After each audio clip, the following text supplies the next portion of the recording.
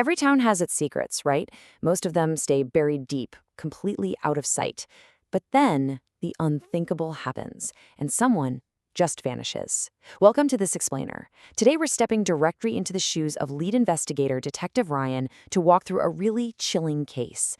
We're going to break down the timeline, the trace evidence, and the terrifying psychology of a predator hiding in plain sight. So put your detective hat on, because the forensic clues we're about to dive into reveal a story way darker than a simple disappearance. I want you to set the scene in your mind. It's pitch black outside, a quiet, empty neighborhood street. Rain is pouring down, and the streetlights are flickering. 19-year-old Emily Carter just left a friend's house, and she's walking home. The dead silence of the neighborhood is broken by one thing: the buzz of her phone. She looks down, and she reads this absolutely terrifying message. Are you alone? She stops dead in her tracks. She looks behind her. Nothing. Nobody's there. She speeds up her pace. But then, the screen of her phone goes black. A distant scream echoes through the rain. And just like that, Emily is gone. Section 1. The trace evidence. Okay, so it's the morning after. The crime scene tape is up, the rain has finally stopped, and Detective Ryan arrives on the scene. Now, he wants to read the physical space before he ever even speaks to a witness. He's looking for the story the environment is telling him. First thing he notices, there are absolutely no signs of a struggle. I'm talking no scuff marks on the pavement, no scattered belongings. It's a completely clean scene. But then he spots a single anomaly. Right there near the sidewalk, there's a solitary silver bracelet just lying there. Now, for Ryan, the deduction is immediate. Look, people don't just disappear into thin air. This wasn't some chaotic, random street mugging. A single dropped bracelet with zero signs of a struggle, that tells him this was a fast, incredibly calculated abduction. The attacker was efficient. They literally did not leave any room for Emily to fight back. Section 2. 4 seconds of footage.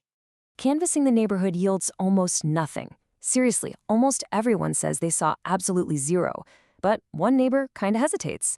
And let me tell you, that hesitation leads to a massive breakthrough.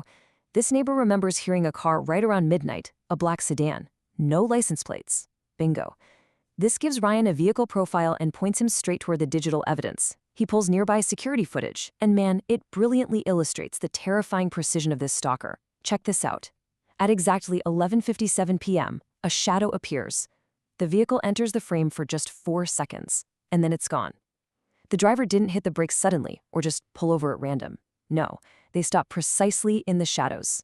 This was absolutely not a crime of opportunity. It was totally premeditated. The attacker knew the exact route and was waiting specifically for Emily.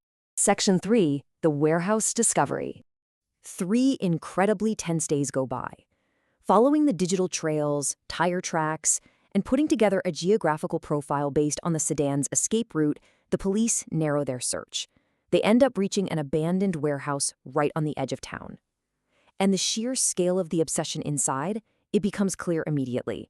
We're talking old photographs, highly detailed, annotated maps of the neighborhood, various names just jotted down. But without a doubt, the most chilling piece of physical evidence they find is a specific photograph of Emily. Based on her outfit and the background, Ryan deduces that this photo was taken weeks before she vanished. This wasn't a sudden impulse. This was a long-term, incredibly patient hunt.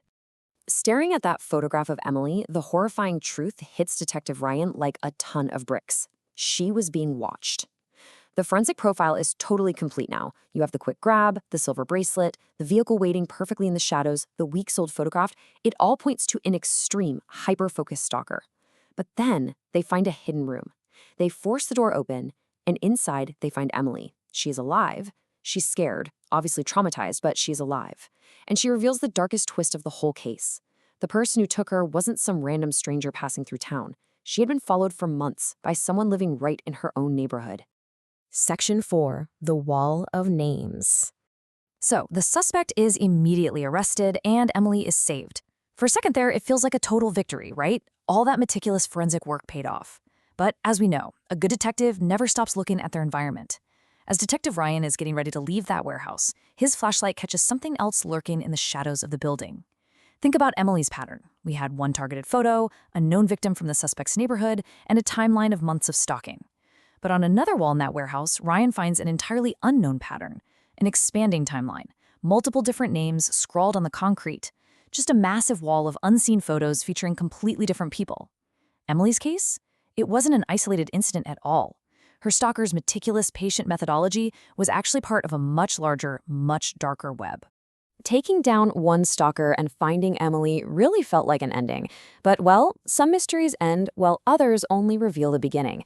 Detective Ryan realized right then and there that this single arrest had just exposed a much deeper, completely unsolved threat. You have to wonder, how many of those other names on the wall were already vanished girls? How many were currently being watched by an associate, or maybe by someone else entirely? The physical evidence proved that this predator's dark obsession was absolutely vast and was hiding right there in plain sight. So, Emily is safe, yes. Thank goodness for that.